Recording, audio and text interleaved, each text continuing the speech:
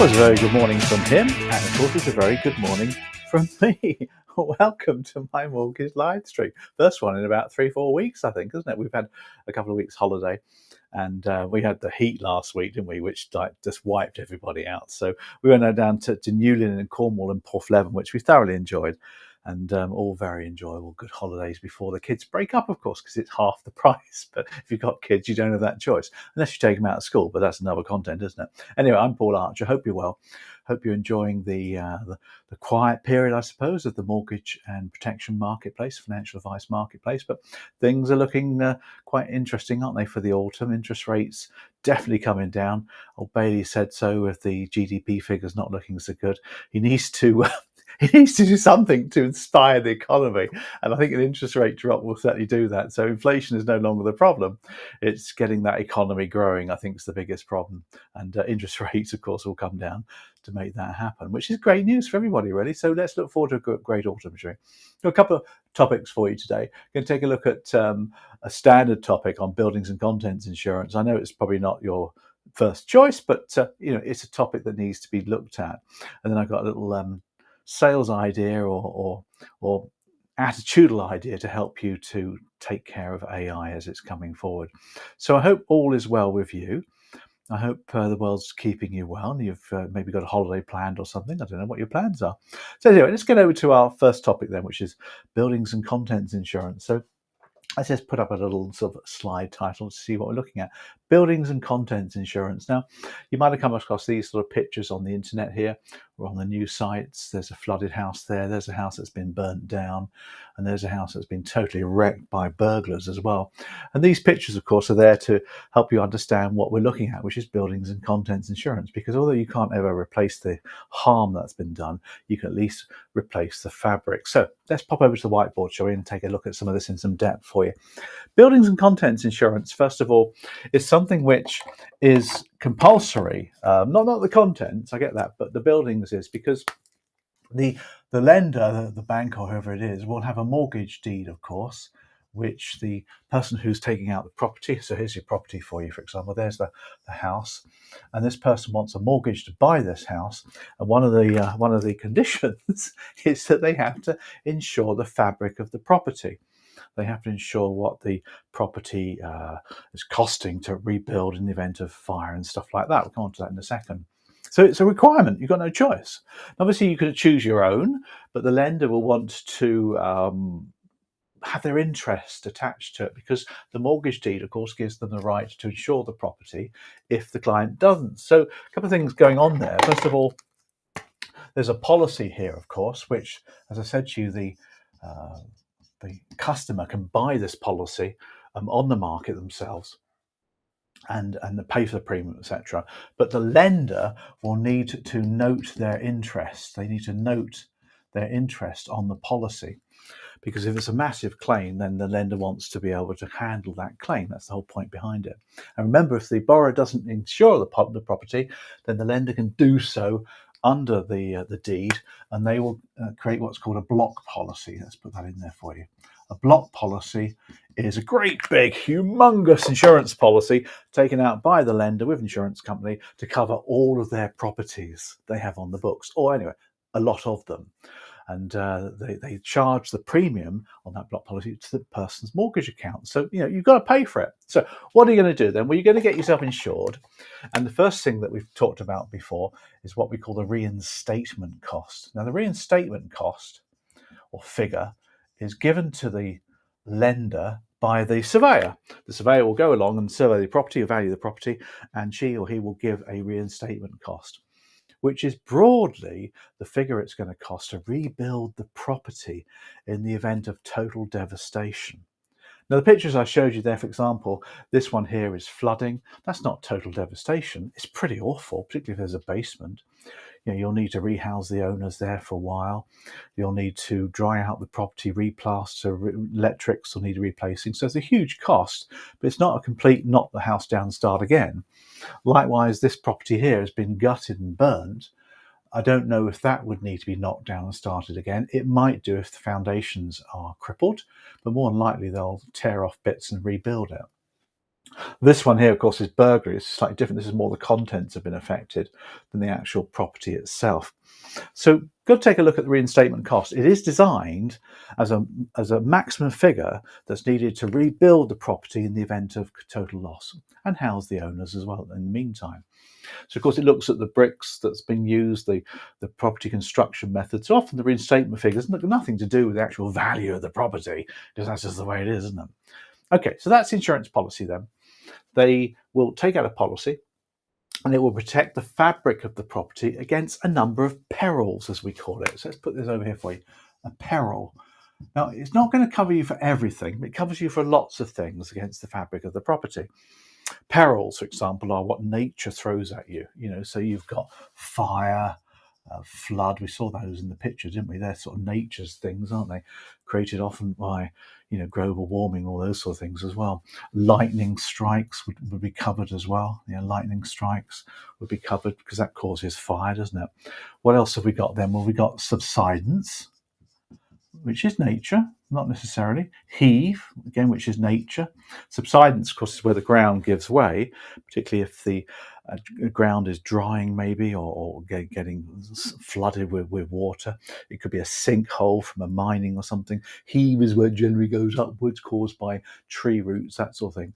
And subsidence and heave cause problems to the foundations of the property, so it's incredibly expensive to repair. Riots, we've seen those in the last few years, haven't we, with these things going on in our world, haven't we? Impact by flying objects such as aircraft engines falling out of the sky. Okay, you've seen in the press. It may have never happened, but it might do, of course. We've got all sorts of things going on. Escape of oil is another one. Escape of oil or water, which causes problems to the property. That's another one, another peril that's covered as well. Which has got to be. I used to have an oil tank in my old house, and if that ever leaked and went under the property, it would have caused all sorts of issues to the property itself. You can also buy what's called accidental cover. Accidental cover is where you accidentally cause a problem to the fabric of the property. So the classic one, of course, is the dude up in the loft who puts their foot through the loft and it cracks through the plaster and stuff. That's accidental damage to the property. Most accidental damage is the contents, but we'll come on to that in a second or two. So that's pretty much property, really. You have different types of cover. You can have standard cover, advanced cover, premium cover, that sort of thing. But essentially, you're covering for the reinstatement figure as a maximum to rebuild the property in the event of these things happening. There's a couple of terms and conditions in buildings and contents, buildings particularly, that you need to be aware of. And I'll write these up here for you. Let's get a different colour pen so we can distinguish these for you. And these are specified by the policy itself. Now, obviously, you've got to cover yourself for the reinstatement figure. If you don't, you could be underinsured. And underinsurance, of course, means that they're not going to pay it all out, because they won't. And they'll have this thing called the average clause, which means that if you've only covered yourself for half of the sum insured you should have done, they're only going to pay half the payments required to rebuild the property. So you can be very careful of that one, which of course is why the lender would want to see your policy if you go on the market and buy your own. Then you've got 3 R's. You've got repair, reinstatement. Let's put that up for you. Repair, reinstatement, and replacement. Now, this is down to how the insurance company will provide recompense to you in the event of damage to your property. And it does depend on the different ones. Now, repair, of course, is, as it says, they're repairing a property. Reinstatement is where they bring the property back to what it was like before the damage. And replacement is where they replace the item. Now, replacement tends to be for contents insurance. Contents insurance, by the way, is where you insure the contents in the property from some of the perils. We might as well talk about that now, haven't we? The contents policy then, there you go. The contents policy, and you add contents to your buildings. That's how it's buildings and contents insurance. Contents will cover in the event of fire, flood. These can cause problems to your contents. Flood, of course, with the furniture, fire, Lightning might cause it. Subsidence and heave isn't going to worry about contents. Riots isn't going to affect your contents. Impact might do. Escape in oil and water will do. Accidental damage causes problems. You also get in contents what they call all risks. Now, all risks is where you take out items out into the big bad world. So like a engagement ring or some nice jewelry, you take out the property, and if it's stolen or you lose it while you're out and about, that can be covered as well in your contents insurance. So that's contents. Now, replacement, of course, is contents. Now, back in the day, if you had your TV stolen, the insurance company might well just replace your TV with a similar TV that they've got on their stocks. They've got a deal with some TV manufacturer. They'll replace it rather than give you cash. That's the difference, isn't it? They don't like giving you cash for these contents. But when it comes to the actual policy of the building itself, repair and reinstatement is an interesting one. I'll share with you a picture, a photograph, which really clearly illustrates the difference between repair and reinstatement. And I want to share this one for you. It's really quite good, actually. Let's just put this up for you. Repair versus reinstatement. Here's the figure for you. Here's the photograph. Now, I love this photograph because it does share with you exactly what repair and reinstatement's about. Now, here we've got a picture of a church. I think it's like a church, isn't it? Now, there we have repair, and there we have reinstatement. Oh, well, that may be that one as well. Repair is where they just repair the damage. As you can see, they've just put a window in there because it's cheap. Reinstatement reinstates the original leaded artwork, etc. on the thing. Obviously, that's more expensive than repair. That's the difference between repair and reinstatement, which I think makes sense, isn't it? So repair, of course, is just repairing the property. Reinstatement is reinstating to what it was like before the damage. And sometimes that's difficult to do if it's an old property, like the church, for example. But that's the difference between repair, reinstatement, and replacement. So a lot going on there with buildings and contents, quite a few things happening. Final sort of word for you need to be aware of. When you buy your policy, you're often asked for an excess that you're willing to take. Excess, a bit like car insurance, isn't it? So you're willing to pay the first £500 of any claim, and that, of course, will reduce the cost. It's general insurance, GI.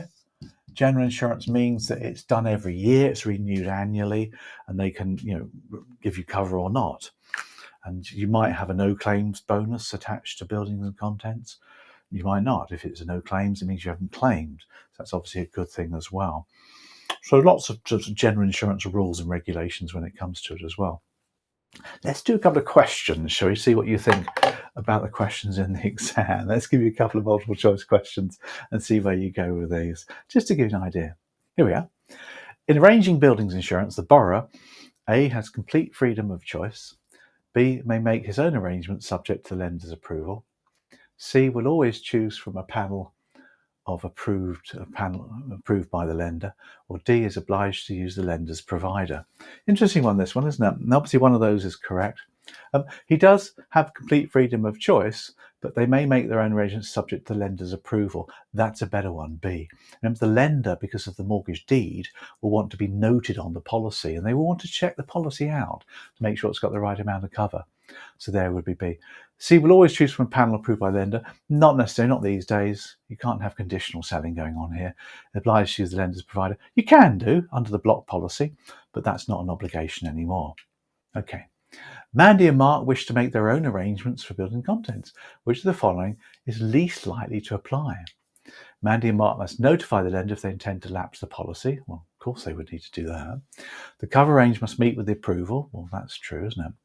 The lender will be entitled to commission on the cover arranged. That's a bit naughty, isn't it? The lender may have control over the money should make.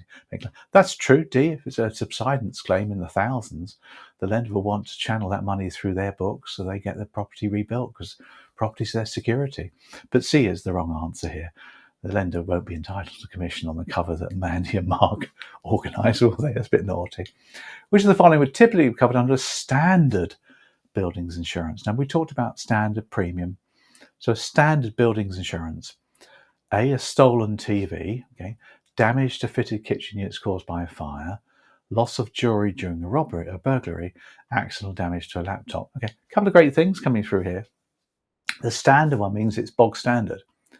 So a stolen TV, that's contents insurance. It's not buildings. Damage to fitted kitchen units caused by fire, that's buildings. The best way to do here is turn the building upside down, and whatever falls out is contents. Whatever stays put is buildings. Loss of jewellery, again, that's contents. Accidental damage to a laptop, well, it's contents, but it's also accidental damage. And a standard policy wouldn't include accidental damage. You have to pay more for that one, don't you? That's quite a good price. A good question, that one. Last one for you. Which of the following items would most likely be covered under a contents insurance policy? Contents now. A. Roof tiles blown off in a storm. Burst pipe damaging the ceiling. A stolen bike from the garage. Cracks in the external wall. Well, the only contents one here is the stolen bike from the garage. These are all part of the building's fabric, aren't they? Burst pipe, damaging the ceiling, roof tiles, cracks in the wall. The only contents is the bicycle from the garage, which may well be covered. Not always, because bikes get nicked regularly, particularly electric bikes as well. They are quite a popular thing, worth a couple of £1,000s, aren't they? So a lot of insurance companies are a bit wary about that. They might give you a big excess if you've got an electric bike. But I've got an old bike out the front, which I locked to my railings, is only worth a couple of £100 and it's covered. I think there's an excess, probably more than the £200 it's worth, actually. So it probably won't come out in any cover if I get that nicked. But there we go, such is life. So that's buildings and contents insurance. I hope that's been a good update for you. Bye. Well done. Hey, nice one. Hope that's been of interest to you. Just updating you, really, more than anything else. It's not doing any more than updating you on stuff, because obviously we're looking to update our CeMAP material as we go through. Lots of changes coming through, by the way, with CeMAP this autumn. So we'll advise you on that at a later date. Maureen and the machine. Now, my first job in 1983 was a counter assistant in a building society. I served customers and during quieter times was tasked with typing letters. Can you imagine? Now, the manual typewriter I was given was pretty unforgiving. Dum, dum, dum, dum. Make a mistake and you had to rip out the paper and start all over again. Enter Maureen. Now, Maureen, she covered the counter during lunch period. She was called the lunchtime assistant. But she was also brilliant on the typewriter. She was quick, accurate and reliable. So we did a deal, Maureen and I. I'd take care of the counter because I quite liked the counter, and she'd get through the day's typing in just a couple of hours. Then technology arrived. Our branch installed an early transaction system and a back office terminal. This was early 80s, remember. Now, with the back office terminal, with some creative tinkering, I turned into Eggham's first word processor. I taught myself to type 2 fingers. Now, I made many mistakes, but now you see all I could do is hit the backspace and fix the mistakes. Game changer.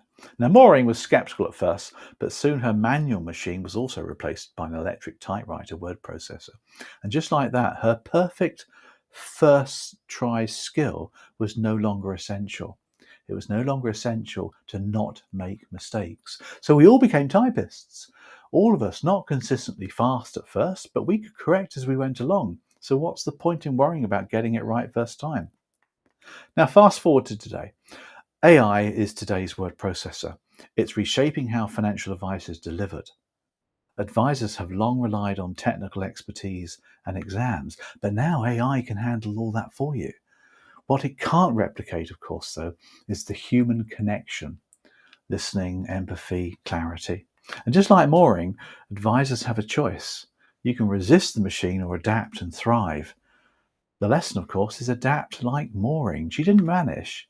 She shifted roles and became the best counter assistant we ever had, because she was a great human being. There's always hidden talent waiting to shine if you're willing to shift with the times.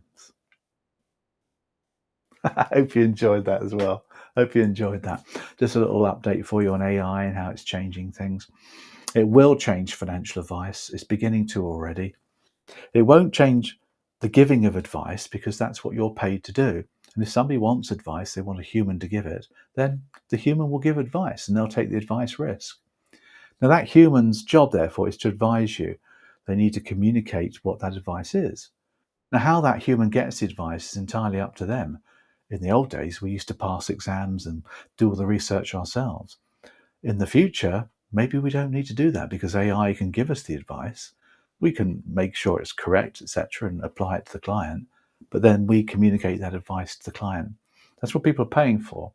In the future, people aren't actually paying for complicated advice. Technology can do that and do it much better than humans. It's not there yet. It'll take a while before it's accepted, and the regulations will prevent it probably from happening. But believe me, it's certainly going to make a change to the way that you operate. It won't replace advisors. I think there's still a place for human advisors, as long as they understand what their role is. And maybe they need to use AI to simplify their back office and make it more cost efficient than it is now. Maybe there's a change going on there, but lots to go on with AI. Nobody really knows the secret to AI, but it's there and it won't go away, and I find it very exciting. Anyway, that's pretty much wrapped up our live stream. Hope it's been updating, useful for you. We're going to come in next week as well with some more videos from some of the new syllabus areas that FUSRI is bringing in for CeMAP. In a nutshell, FUSRI is the new CeMAP 1, which is taking over in the autumn.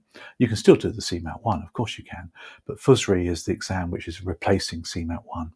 And we're putting together our materials for that right now. We already teach it for financial advisors, but we're going to make it similar to the CeMAP bootcamp that we operate. So more information coming our way as we progress. Other than that, I hope we weren't too hot yesterday.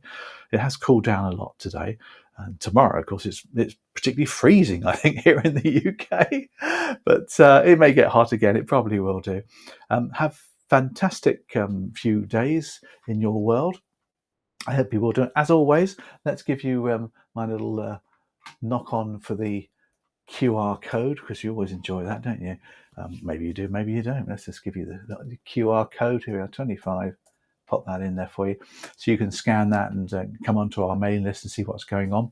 Other than that, have some fun, everybody. Enjoy your week, and we'll see you next week.